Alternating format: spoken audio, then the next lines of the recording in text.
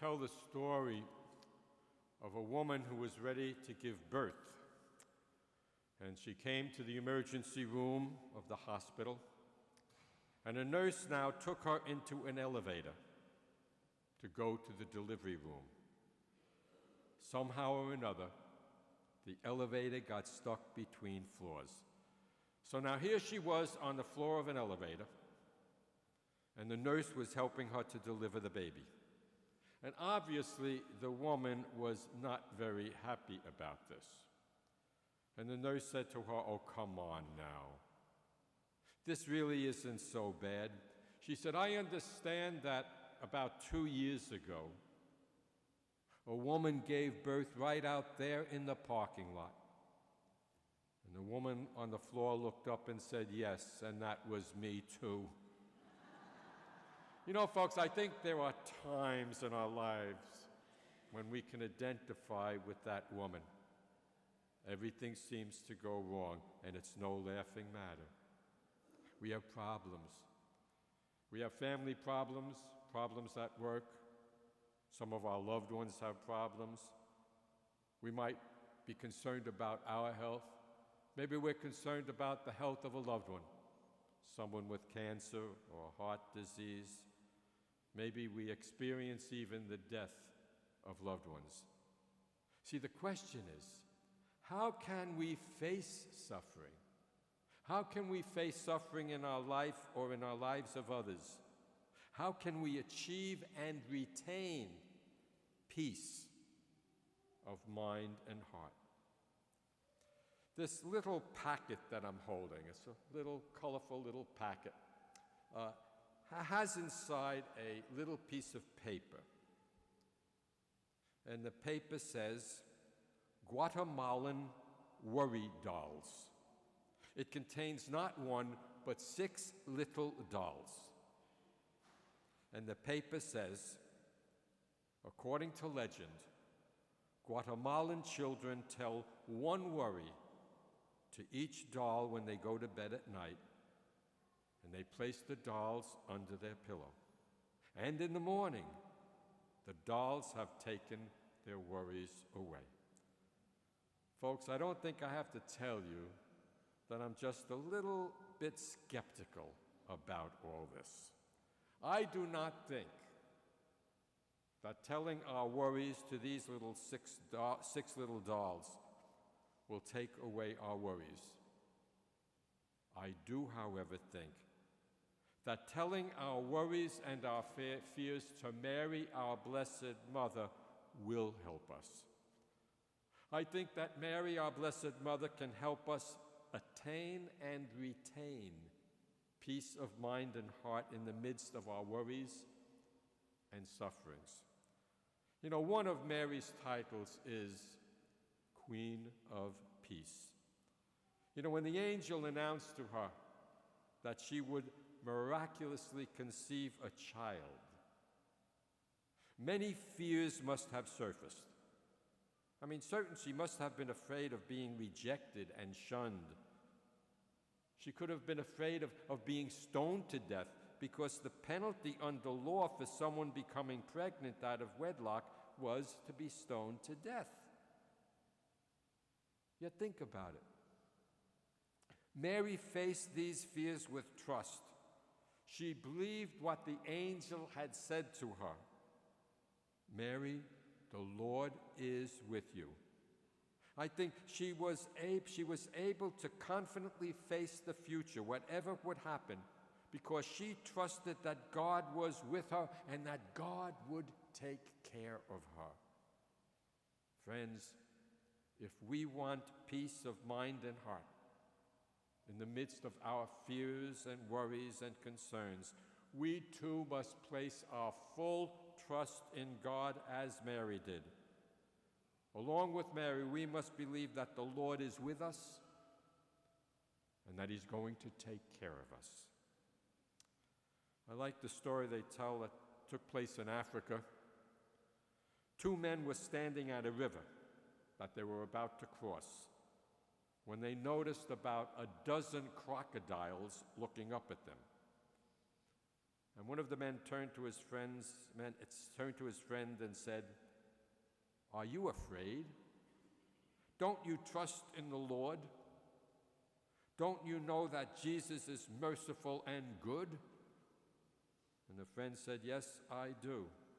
But what if Jesus suddenly chooses right now to be good to the crocodiles?" You know, folks, we never have to doubt that Jesus will be good to us, each one of us. You know why? Because he promised that he would do so. He would be with us. He would take care of us. And folks, that is precisely why we should have peace of mind and heart in the midst of our troubles, knowing that the Lord is with us. But you know, in order to trust God, in order to trust the Lord completely, we have to believe that he knows what he is doing. I share with you this morning a delightful fable, the fable of the acorn and the pumpkin. Once upon a time, a man was walking through the woods. He was praying and he was meditating on the goodness of God. And then he looked up and he saw a great big old oak tree. And on top of the oak tree was a little acorn. And then he looked down and he saw a tiny little stem. And on the stem was a big pumpkin. And he said to himself, "This is stupid." He said, "That little acorn shouldn't be on that big tree. And that big pumpkin shouldn't be on shouldn't be on that little stem." He said, "Too bad I wasn't around at the creation of the world. I would have said, God, that little acorn goes with that little stem. And the big pumpkin goes with the big tree." Well, the man lay down underneath the tree to take a rest. And as fate would have it, the little acorn fell from the tree and hit him on the nose. And immediately the man jumped up in pain. And then he thought to himself, suppose it had been as I had wanted it. Suppose the big pumpkin was on that tree instead of the little acorn. I would be dead.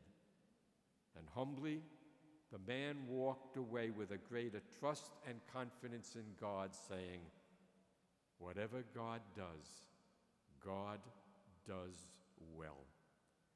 Folks, when we are suffering, when things are going badly for us, let's place our full trust in God. Like Mary, our Blessed Mother, let us believe that He knows best.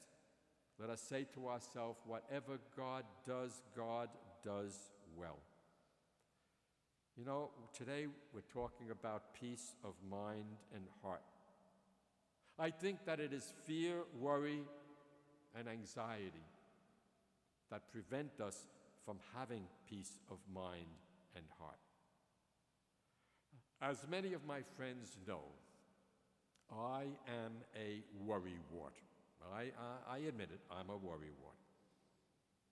I recall a few years ago I made a routine visit to the dentist for a simple cleaning. And after the dental hygienist finished, she gave me what I would call a serious look.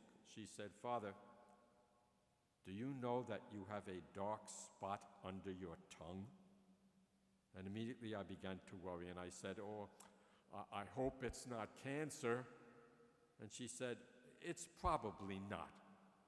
Well, let me tell you, I did not find that remark very assuring. So she called the doctor to take a look. He looked in it for a second or so and said, oh, I wouldn't worry about that. And then he turned and he walked away. And I felt like saying, you know, Doc, if you had a dark spot under your tongue, I wouldn't worry about it either. You know, and when I left the office, I got into the car. And then I looked up at the rearview mirror where I have my rosary hanging from. And I looked at the rosary, and I looked at the miraculous medal that I also had there. Folks, let me tell you, I could almost hear Mary say to me, Charlie, for crying out loud, relax. Trust God as I did. Be at peace. You know what? Believe it or not, at that moment, I was at peace. So you see, folks, the message Mary has for us today is not simply for you. It's for me too. And as we continue our novena, may Mary, Queen of Peace, help all of us to leave here with a little more peace of mind and heart, knowing that we are not leaving here alone.